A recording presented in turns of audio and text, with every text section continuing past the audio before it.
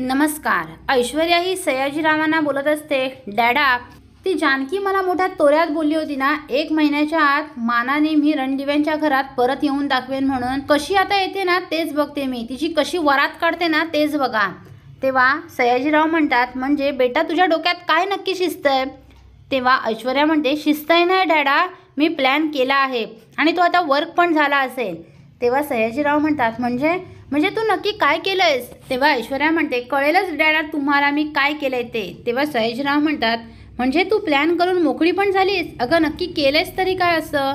तेव्हा ऐश्वर्या म्हणते, मी त्या ऋषिकेशच्या घरी पोलीस पाठवले आहेत, मी कंप्लेंट जाऊन केली आहे आणि सारंगचं नाव दिलं आहे, सारंग रणदिवे।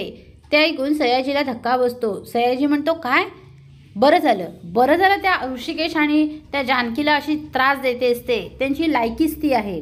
तर इकडे जानकी आणि ऋषिकेश एकमेकांशी बोलत नसतात, तेव्हा ओवी त्यांच्यामध्ये मध्ये करत असते आणि म्हणते, मला ना मजा येते, खूप मजा येते, आज मी शाळेतच जात नाही। तेव्हा जानकी म्हणते, हो शाळेत जा चल।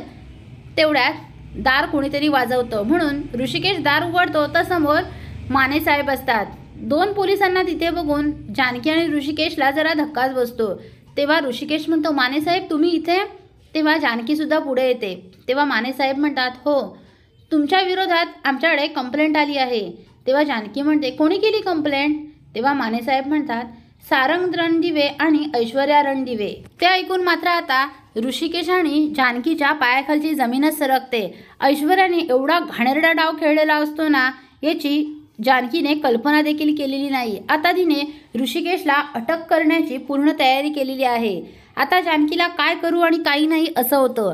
जानकी स्वतःच्याच डोक्यात मारून घेते। ती मनात विचार करते, उगाच मी एवढा बड्डेचा घाट घातला, ती नालायक ऐश्वर्या असा खेळ खेळेल असा मी विचारही केला नव्हता। एवढा घाणेरडा डाव ती कसा खेळू शकते? नाही, ही बाई ना दुसऱ्यांना मारायला देखील कमी करणार नाही। आता काय करू मी? कसं वाचवू ऋषिकेशला? कसं थांबवू या माने साहेबांना? ते तर आता त्यांना घेऊनच जाणार नाही। आता तर ह्यांना जाऊ दे, मी लगेच सौमित्रा भाऊजींना घेऊन यांची बेलवर सुटका करेन, पण त्या मी ऐश्वर्याला आता सोडणार नाही। एवढा घाणेरडा डाव खेळला काय? माझ्या नवऱ्याशी खेळते काय? माझ्या नवऱ्याच्या जीवावर उठलेल्या ऐश्वर्याला आता मी नाही खडी पोळायला पाठवलं ना तर नाव नाही लावणार। जानकी ऋषिकेश रणदिवे, आता तू खेळ, एवढा घाणेरडा डाव खेळतेस ना, यापेक्षा खालच्या पातळीवर जाऊन मी आता कसा डाव खेळते ना तेच बघ।